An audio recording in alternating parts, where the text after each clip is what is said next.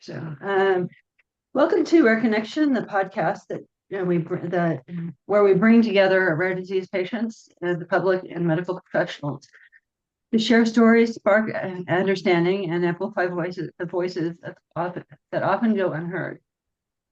I'm your host, Joanna, and today we're discussing idiopathic intracranial hypertension, or IIHH, or IIH, a condition that often minimizes a brain tumor due to increased spinal fluid pressure around the brain. Before we begin, this podcast is for educational purposes only and does not constitute medical advice. Please consult a medical professional for guidance on any health condition. I'm thrilled to welcome Stephanie, a powerful advocate and leader from EveryLife Foundation for rare diseases.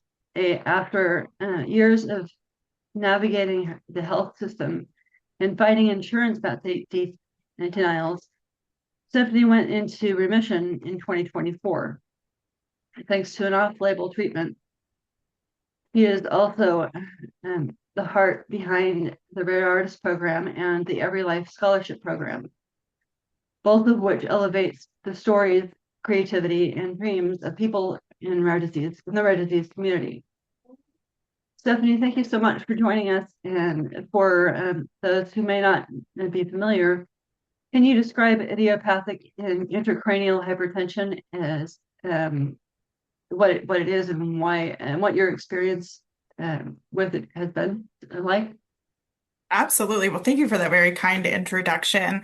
Idiopathic intracranial hypertension is a rare neurological condition that also affects multiple aspects like vision. So I was diagnosed about 10 years ago. I have always had headaches and migraines my entire life. And a couple weeks before my 21st birthday, I had a migraine that lasted 3 weeks, and my doctor said, I don't know what's going on. I had a CT scan, everything was fine. Well, maybe 2 weeks into my migraine, my right eye went lazy. And I just took that as, oh, my head's just been hurting so much, nothing's actually wrong. I'm a very happy-go-lucky, go with the flow kind of person. So I also didn't want to think there was something wrong. I went to my doctor to get blood work at that point, and we got there. I was with my sister. My parents were on vacation, and my doctor said, I think you need to take her to the emergency room to get an MRI. The CT scan showed nothing. Insurance is not going to approve an MRI. And so my sister took me to the emergency room, and as soon as we got there, I actually passed out. So I have never had to wait in an emergency room because I bypassed the triage area. They took me for an MRI, and the MRI showed nothing.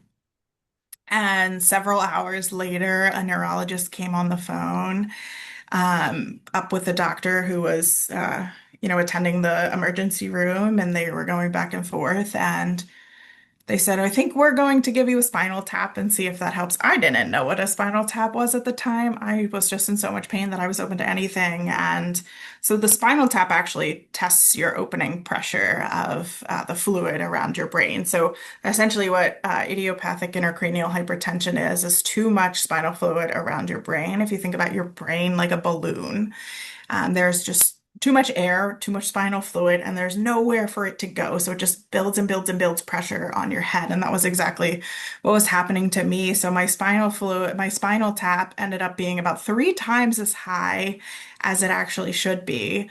But as soon as they did the spinal tap, and they did it a therapeutic spinal tap where they removed the extra fluid, I could lift my head again. I could move my neck. But I went back into I stayed a couple nights in the hospital in the neurology unit. And I remember telling my sister, I just don't want anything to be wrong. I thought this was it. My head feels better.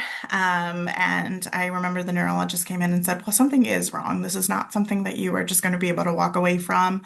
My eye was still lazy at the time and turned in. And my doctor said, you're most likely not going to be able to drive again. And I was turning 21 in a week at this point. And how can you hear you're not going to be able to drive and that your independence is pulled away from you that quickly?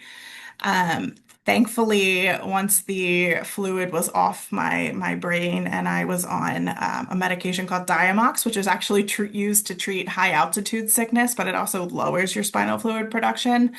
My eye did recover. My vision now has my optic discs have scarring on the nerves especially. So I always see sparkles and lights. It has impacted me long term, especially with my short term memory. I have a really difficult time remembering people's names, and it really ebbs and flows on days that it's great, on days that it's not so great. But I've really had to learn to adapt, especially writing everything down in my professional life. I need to have everything written down or emailed to me so I can keep track of things. My vision, I can wake up any day and not have my vision if it comes back and it presses on the optic nerve. So I actually have a sign by my desk at home that says, I opened two gifts today, and those were my eyes. And that is something that drives me each and every day to make sure that I am living life to the fullest and not taking my eyesight for granted and not taking no headaches for granted. Did you ever have your vision checked? I did, yes. That Yeah. was as soon as I got out of the hospital. That was one of my first things, and that's when we noticed how much scarring there was. So I now see a neurologist, but I also see a neuro-ophthalmologist with Johns Hopkins, and he monitors everything. I have to do those vision field tests where you have to click the button. That is one of my least favorite tasks to do every time I go to the doctor. And he always says, I can never tell if this is just because you don't like it or if your test results aren't that good. But thankfully, my vision has been okay, and I haven't had to do them more than once a year. Yeah. I remember getting one of those tests when I first got Social Security. Oh, But wow. they actually tested my vision because I used to be legally blind as a child. Wow. But it um, improved with medications. So it um, with my condition, I wasn't, I didn't believe in my condition because it's so rare. And Wow. so I wasn't really compliant as a kid. And so, Oh, that's so interesting. Thank you for sharing that. Yeah, vision and eyesight are so special, and I think something that, and I mentioned, we'll never take for granted. So I hear yeah. you when you say that. Um, what were your first symptoms and how long did it take to get diagnosed? That's a really good question. I struggle with that question because I don't know what my first symptoms were, and I don't know when they first started appearing. Um, I think about that pretty often. I lived my whole life with headaches, and I thought everybody lived their life with headaches. I thought that was normal. I didn't seek any treatment until I had more physical signs like my eye turning in. Um, they say people with idiopathic intracranial hypertension really is around childbearing age. And again, I was almost 21, so I fit in that age range, but we don't know when it started. I don't know if my headaches when I had a child had as a child, if they were related or not. I am very, very thankful that I got diagnosed within the 3 weeks of having major symptoms as soon as I went to the hospital when I got diagnosed in the emergency room, which is not common. It is not common for people with rare diseases to get diagnosed as quickly as I did, and I every day I'm thankful for it. When I got out of the emergency room for my follow-up care, I was going to school in Philadelphia at the time, and my doctor there, I started seeing a neurologist. He said, "No, that's not your diagnosis. You just have migraines," and actually undiagnosed me. It took me off the medication, and I ended up back in the emergency room just to find out that they had the right diagnosis the whole time, that it wasn't just migraines. So it's interesting that question, how long did it take to get diagnosed? Again, because I don't know when my first symptoms started, but also because I was undiagnosed properly. Improperly and then re-diagnosed. And from what I hear, it's anywhere, it averages around 7 to 8 years to get diagnosed. It does. And if you think about that, and the EveryLife Foundation for Rare Diseases, we've done a study on the burden of your diagnostic challenge of how much money does that cost for you to get your tests. And if your doctor thinks it's something else, then you're paying for treatment for something else. And it could be irreversible damage that other treatments are causing, or you're losing really valuable time to be able to manage your symptoms that you're having and find that diagnosis. And the other thing I find is that rare and common do not mix, and they like to test for the common conditions first. So you're They do, pretty much and that's why it wasting. was easy for my doctor to say it's just migraines. Yeah. So yeah, I can see them brushing that off. That would be pretty easy. Um, how did living with IH affect your daily life, especially when symptoms were at the worst? That's an excellent question. So I was diagnosed right before my senior year in college, and I had a really hard time moving back to college. My vision still wasn't recovered. My IV blew when I was in the hospital, so I had this massive um, bruise on my arm. And I just remember feeling so isolated when I started my senior year because I didn't know what was going on and nobody else really knew what was going on. We had this diagnosis, but it's rare. There wasn't a lot of information found about it. And if there was anything about it, doctors are so quick to say, don't Google it, don't Google it. Well, of course I'm going to Google it. And everything on Google was really scary. So that was really difficult. When I graduated college, I got a job offer in the DC area, and I remember my friends and family were rightfully so nervous that I was moving by myself. Um, I was accepted to the Peace Corps, which was my life dream. And once I got my diagnosis, the Peace Corps said, we cannot send you to a rural country in Africa where you would have to be medevaced if something happened because we don't know what's going on with you. So it kind of derailed my life a little bit. It affected my memory tremendously. It affected my vision for a while. I had those little, it almost looked like I was like looking in a funhouse mirror each and every day. I have a tattoo on my foot. It's a sunshine and it stands for the sun will rise and we will try again. And that was my mantra each and every day. It still is that there are going to be days that are so painful that my head I can barely lift up. There are going to be days where my vision is not that great, but this too shall pass. The sun will rise and we'll try again tomorrow. Like the attitude.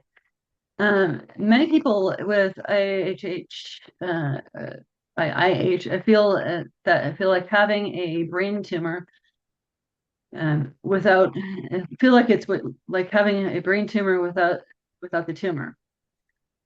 Um, does this resonate with you? And uh, does this resonate with your experience? Yeah, also a very good question. I relate a lot to talking to individuals who have a brain tumor themselves. And it's a very I can't even think of the right word for it. It's a very interesting experience to be able to know, okay, my friend that I'm talking to that's going through cancer treatment and is going through radiation is experiencing very similar things that I am experiencing. I have that extra fluid there. There's not a physical mass present, but we're having very similar symptoms. IIH is a chronic condition. It's a lifelong condition. I'm thankful I'm in remission right now. I've been in remission before and relapsed. So I don't want to say one is worse or better than the other, but they're very different because for a brain tumor, depending on the type of tumor, you can get it removed. You can do radiation, you can do chemo. That all has their own aspects. With IIH, you really can't. There's no way to get rid of that fluid. You can't do a spinal tap every day. I could do a shunt, I could do a stent, but I frequently do think about the similarities between a physical mass being present versus what I have. Mhm. So, um, how do you see the differences there? I think the differences really are really just having a brain tumor. You have a physical Yeah. mass there. And I think with mine, the symptoms are so similar. The memory loss, the vision issues. Sometimes my limbs will feel funny. I'll get a lot of like tingling sensation in my hands and burning feelings in my feet. And so talking to people who have brain tumors, they experience very similar things. So it's interesting to know we're having very similar symptoms, but they are two very different, very distinct diagnoses. Mhm. So you ultimately reached remission through an off-label medication. What led you to explore that option? Yeah, that's a great question. 95% of rare diseases do not have an FDA-approved treatment or therapy, including my own. As I mentioned before, the first medication that I was on was actually used to treat high altitude sickness. I had a lot of side effects of it, and eventually stopped working. They tried a different type of medication that's used to treat migraines. Didn't work and made my memory worse. Eventually, I started going to Johns Hopkins, who I am very, very thankful for. I started going to their CSF, their spinal fluid clinic. And my doctor there was a specialist in IIH. And one day he was doing an informational webinar that was open to the public. I had never seen an informational webinar about this. So I attended, and he talked about the studies being done on this off-label medication. And I just thought it was so interesting. The medication is very hormonal. And a lot of the aspects that he mentioned really related to how I was feeling with IIH. It is idiopathic intracranial hypertension. So that means there's no known cause. I've always had a feeling that mine is related to my hormones. So I just kept doing research and kept doing research and research on this. Eventually, I mentioned it to my doctor. She suggested seeing an endocrinologist because it is hormonal, especially relating to other conditions that I have. I have PCOS as well, which is also hormonal. And when I went to my endocrinologist, I had this whole plan of this is the medication that I would like to try. There's actually a phase 3 trial that's about to start that was just approved in, I believe it was Australia. I would like to try it. It's on the market here as drug X. Can I look into this? And she has been the best doctor that I have ever had. She pulled out her whiteboard. We explained together why we think this medication would work. And we both said we know this is going to be a challenge to get approved by insurance because this medication is not typically approved or created for this purpose. And it's also very expensive. That led into probably the biggest challenge of getting access to this medication was that my insurance would not approve it. My husband and I sat down one day and said, how can we figure out these extra thousands of dollars a month to be able to pay for this medication because it might help? Um, it wasn't feasible. I was in my mid 20s. I didn't have an extra couple $1,000s laying around. And so we knew we are just going to have to keep fighting insurance and fighting insurance and fighting insurance. I am very thankful that I work where I work, the EveryLife Foundation for Rare Diseases that teaches people to advocate for themselves and to advocate with medical professionals and insurance companies and members of Congress. So that's exactly what I did. I created this whole document referencing NIH studies on this drug, on this compound, on aspects of these hormones, on my experience up to this point. And I told my doctor, I said, can you send this back to my insurance company to appeal the multiple appeals that we've gone through, the multiple denials that we've gone to at this point? I did get approval once, and then I was on the medication for a year. That approval expired after 1 year. I was doing pretty well at this point, and my insurance company said, okay, it's been a year, we're not going to cover it anymore. You need to go through the appeals process again or go through pre-authorization. And it was denied. It was denied even with those same facts. So I did not have that medication for 4 months.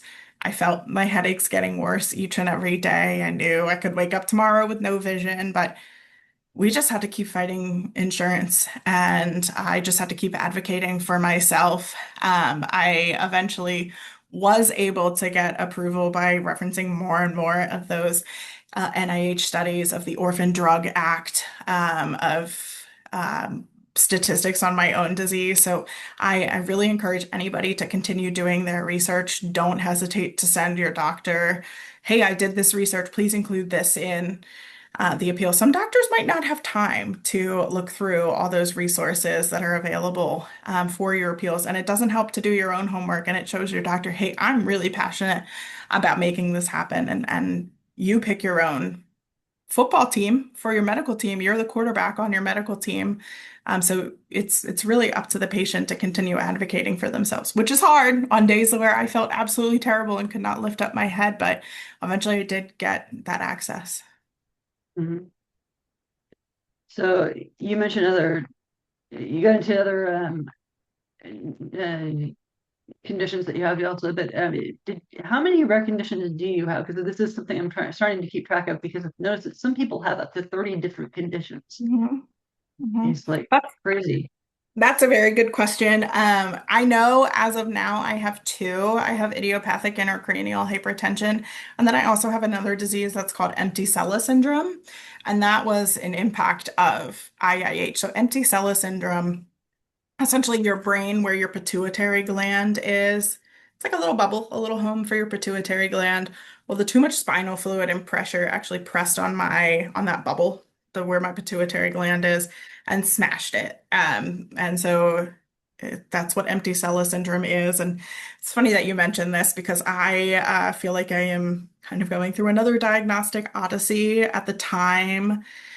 I asked my doctor, they didn't even mention that I had empty sella. They said it was IIH. When I had my follow-up with my neurologist, I said, well, what's this? I saw this in the notes. This is another diagnosis. And he looked at me and said, are you lactating? I said, well, no, I'm not lactating. And he said, well, it's nothing you need to worry about. And I remember at the time being confused, but also saying, that's kind of what I want to hear. I don't want to have to worry about anything else. Now, fast forward 10 years, I have noticed a lot more impacts of hormonal aspects of things that I think my pituitary gland isn't functioning properly. So I actually just sent a message to my endocrinologist saying, these are all the hormones that I would like to have tested because I shouldn't have taken the, well, you're not lactating, it's fine, as an answer. Yeah. Um, the acromegaly is another one I've done a podcast on. It's actually similar. Oh, wow. Um, so, what were the big challenges you faced when trying to get a medication no, no, approved by insurance? Um, a lot. I think awareness, for one. So the medication that I got approval for gained popularity. Um, I'll be honest, it's a GLP-1 that I started taking before it gained popularity for weight loss. The GLP-1s, the hormones that are in there are known to decrease spinal fluid productivity. So the first time I got approval for it was when GLP-1s were not very popular. The second time when I got that denial, that was when GLP-1s were really hitting the market and being glamorized on online for celebrity weight loss, for weight loss. And so insurance companies were putting up walls saying, we're not going to approve GLP-1s because this is a weight loss medication. We're not paying for weight loss medication. I didn't need it for that. I needed it for that hormonal aspect to decrease my spinal fluid production. But insurance companies were saying no because of all the popularity that was happening. So that's why I had to do so much more research and put it in those appeals of why I needed this medication. Not yet, not for the weight loss aspect, not for the popularity aspect of it.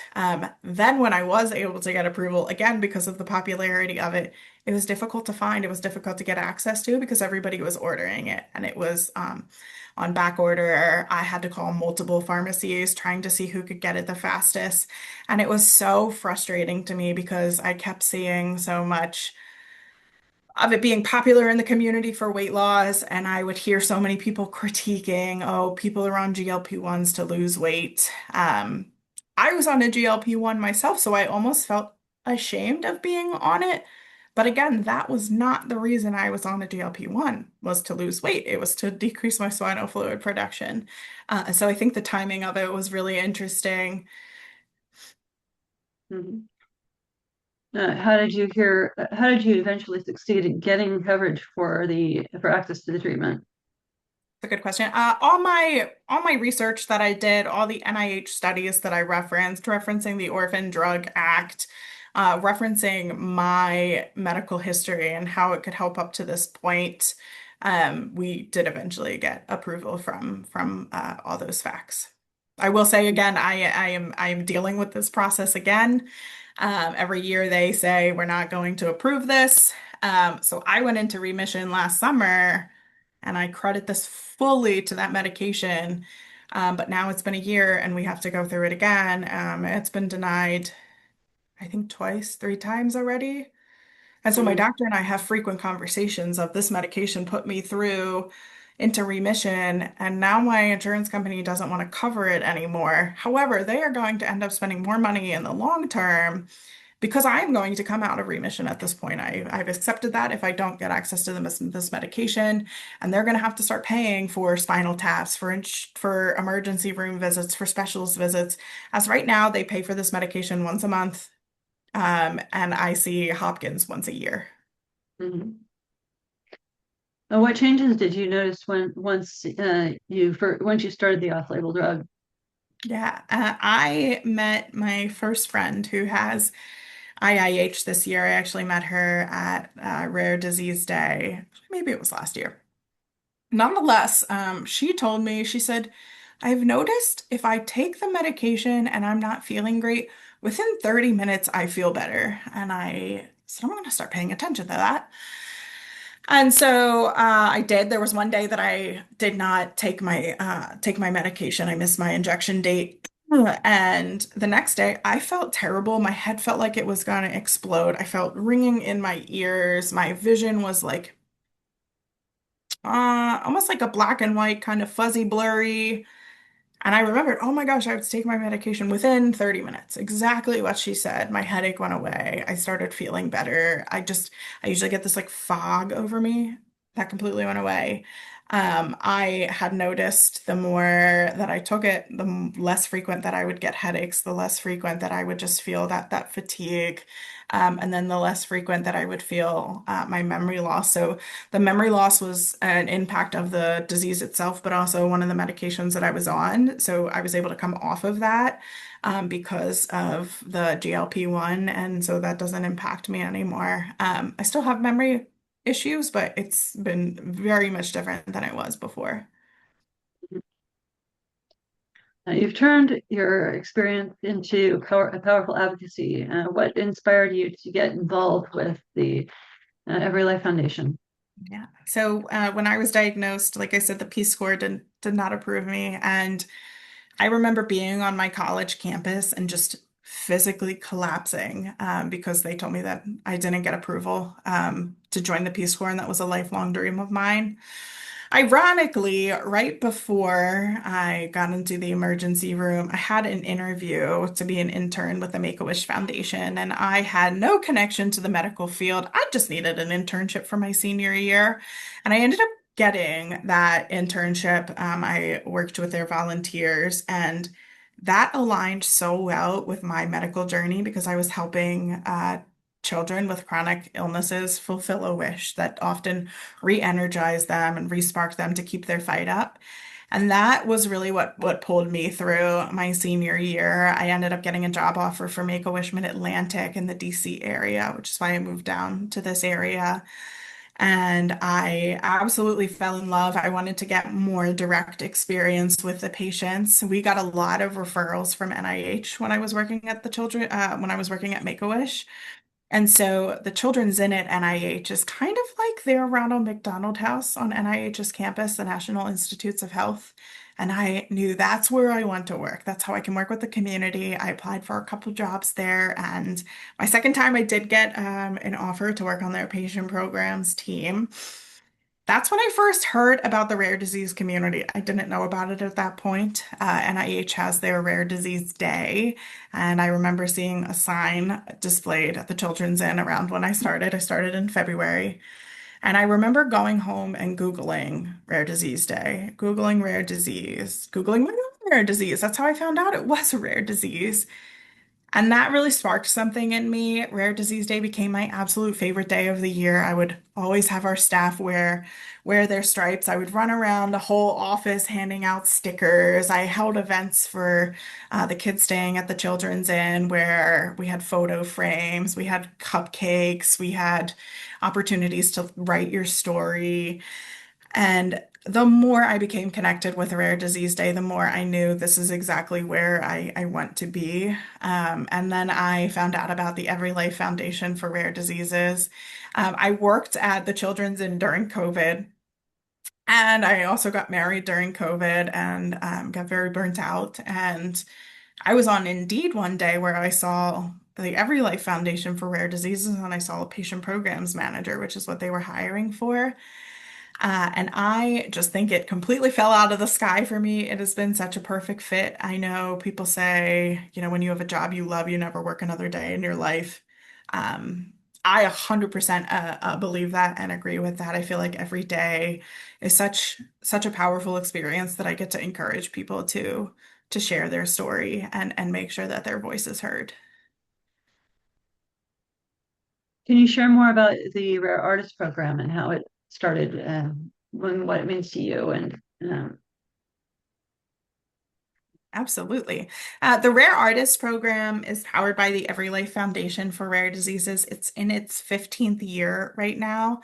It started originally as a way to really look at that intersection between art and science. It allowed researchers who are researching treatments for rare diseases to have art pieces up in their lab, in their research facilities that represent the patients, the communities that they're working with. I have really focused on evolving the program to be an advocacy platform where artists can tell their story through visual art, through poetry, through music, and be able to share exactly what their journey has been. The Rare Artist Program means the entire world to me. I know that sounds so cliche, but it truly has such a special place in my heart. It has meant so much to see these artists grow. A lot of times when they enter this contest, they don't necessarily think, okay, I'm going to go to Capitol Hill and show my senator this art piece and advocate for myself, but I get to coach them up to that. I say that I'm a professional hype woman, that I get to encourage them to really share their story and know, number one, you are an artist. Number two, you're an expert in your own story. And number three, your voice really does matter. And I think those are the three biggest takeaways of Rare Artist. It has been amazing to see the growth of our artists over the years. One of our artists received an Artist to Advocate award through us with our Rare Voice Awards. And in her acceptance speech, she said, Stephanie is my superhero. I very much appreciate that. I would not say I'm her superhero. I think she just found her voice, and I was able to help her find that by really encouraging her to know that her truth matters, to know that she can advocate for herself. So I'm very lucky that I get to see all the growth that these artists do. One artist is very passionate about patient experience in clinical trials, and he's gotten involved with boards and opportunities to really elevate that. So I am just very fortunate. And every year we get to bring on 10 new artists of our contest. Today is actually the last day to enter Rare Artists. So as you can imagine, I'm very excited to see who our finalists will be this year. so what does the scholarship program Yeah. So I also run our it's hashtag Rare is Scholarship for rare diseases. So this scholarship is open to anybody who's continuing their education who has a rare disease, and they could be continuing their education in any sense. It could be that they're going to undergrad. It could be that they have always wanted to become a photographer and they are going to take an accredited photography class. This has been Absolutely amazing. Very personal to me for a couple of reasons. Number one, I think me getting diagnosed in college has really left a special place in my heart for young adults who are navigating their own rare disease journey and navigating college at the same time. The scholarship provides $5,000. Originally, we were supposed to give out 35 scholarships a year. Thanks to the support of Amgen and sharing these amazing stories, we are now able to give over 100 out a year. So this year we gave out 104 scholarships. And actually, over the next couple of weeks, I get to spend the days talking to these scholarship recipients and learning more about their stories. But it is so important to them for so many reasons. I think it validates them. I've heard from a lot of recipients that this was the first time that they felt like something was for them, as so often people will say, oh, people with rare diseases, we're not going to invest in you. When the scholarship says, yes, we're going to invest in you. We believe in you. We want people in the rare disease space to be working in the rare disease space or wherever it may be in the future. And then it Mhm. also allows for that community building. So, how many people get the opportunity when they're in college to connect with other people in the rare disease space? So, we've heard requests from scholarship recipients to start a mentorship program, which we're starting this year. I'm very excited about too. And then lastly, it helps financially, which is huge. There are students that have said, I don't need a work study because of this scholarship. And if you think about having a rare disease, a lot of times fatigue, chronic pain is an aspect. So to allow these students to not have to worry about a work study, just to be able to focus on their studies and their career is great. That they don't need to focus beyond that and go beyond their physical limits. So, let's see. Uh, what message do you want to send to others living with IIH for fighting for access for to care? Um, I think I wish everybody knew and believed in themselves more that they're an expert in their own care and an expert in their own journey. You know your body the best. You know your condition the best. Oftentimes, we know our conditions more than our healthcare providers may know them. So, believing in ourselves, number one, but also not giving up and not saying no, especially when it comes to access for care. A lot of insurance companies will say, nope, it's denied. That's it. That's all you can do. I remember the first time I called my insurance company, that's what they said. And I wanted to accept that. And I remember talking to colleagues of mine and they said, that's not true. That's definitely not it. There's other ways to go about it. So don't take no for an answer and continue to fight and advocate for yourself because your voice really does matter. Mhm. What do you wish more doctors or policymakers understood about IIH and rare diseases in general? Oh my gosh, I feel like I could talk all day about this. There are over 10,000 rare diseases, and when doctors, policymakers hear rare disease, sometimes their eyes gloss over. There's rare diseases, that means rare. That means I don't need to know about that. Well, rare isn't so rare. There's 1 in 10 people have a rare disease. Like I said, there's over 10,000 rare diseases. They think general awareness and general knowledge for the rare disease community is what's really important, but also knowing how much just bedside manners can impact a patient, impact their perspective, impact their ability to keep fighting for themselves.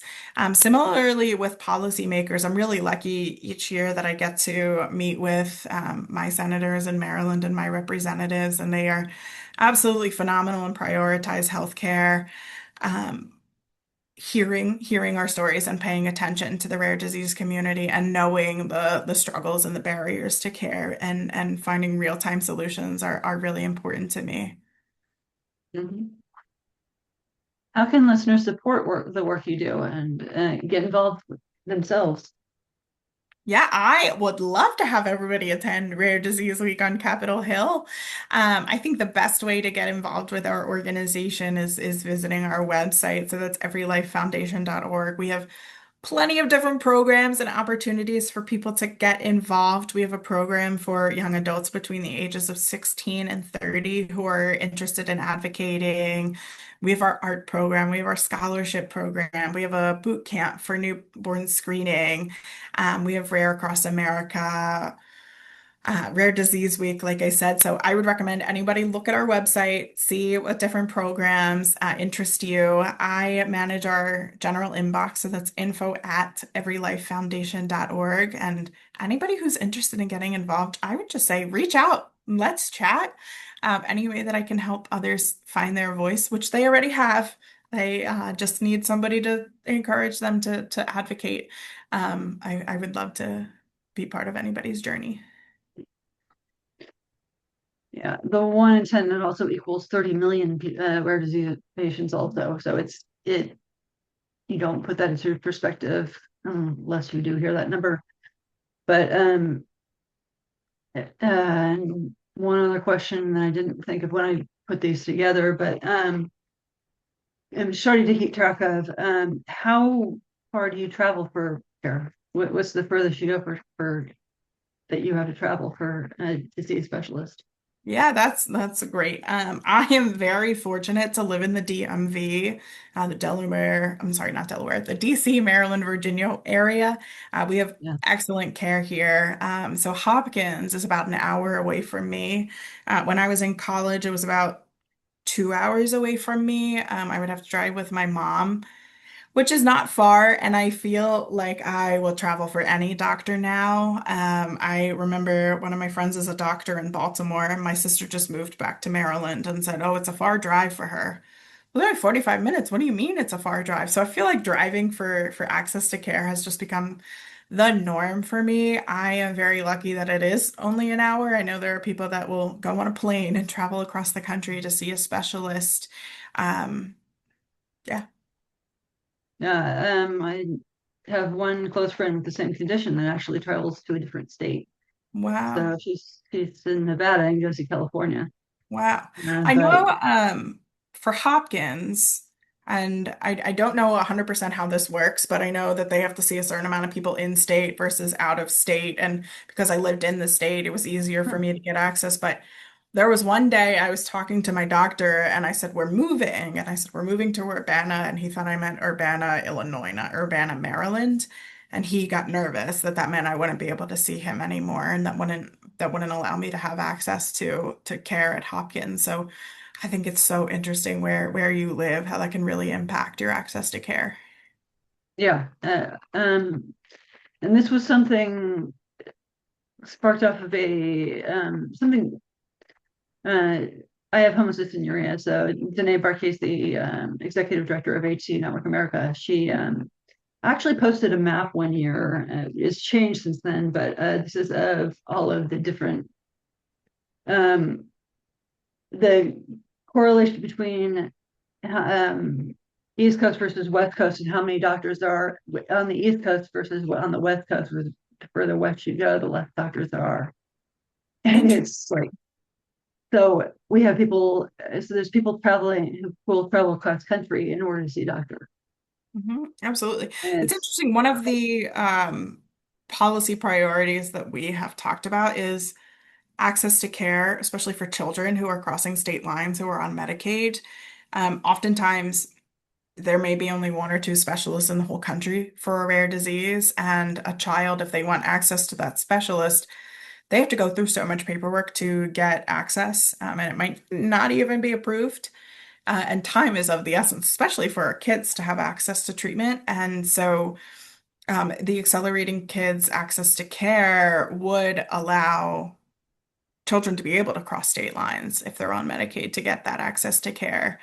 There's so many aspects that I don't think the whole community thinks about or is aware that limits the access to treatment. And I'm very fortunate that the EveryLife Foundation really hears the concerns from the patient community of hearing, yes, there are concerns crossing state lines for access to care, and that we have that opportunity to really get out there and raise our voices and say, hey, this isn't okay. A child should be able to cross those state lines. yeah. Some people have fun with it and make it a travel situation, but it still, I mean, it's a huge commitment. I have even talked to one politician who actually has a rare condition in Arizona, and she was saying there's no hospitals for her condition in Arizona. I'm like, Wow. oh, so she has to travel pretty far, and I've lost touch with her since, but so I don't know what's going on. Yeah. And that's But hard. If she's in a lot of pain or anybody is in a lot of pain, traveling is not fun when you are not doing well or not healthy, but yeah, people do what they need to do for answers and for care. yeah. Stephanie, thank you so much for sharing your story and so openly and powerfully. Your strength and advocacy and creativity are an inspiration, and your work at EveryLife Foundation continues to build meaningful bridges in the rare disease community. For our listeners, if you like to learn more about EveryLife Foundation, visit www.everylifefoundation.org, where you'll find information about rare artists, the rare arts program, scholarship opportunities, and ways to get involved. If you or someone you know is struggling with mental health, please know you are not alone. Help is available. You can contact the you can contact, you can call 988, call or text 988 for the suicide and crisis lifeline by calling by texting it is 24/7. Support is free and confidential. This has been Rare Connection, where you share voice where we share voices from rare diseases, from the rare disease community, and to educate, inspire, and um, to educate, inspire, create, change. Until next time, stay curious, stay compassionate, and remember, connection is powerful. Thanks. Thank you. So.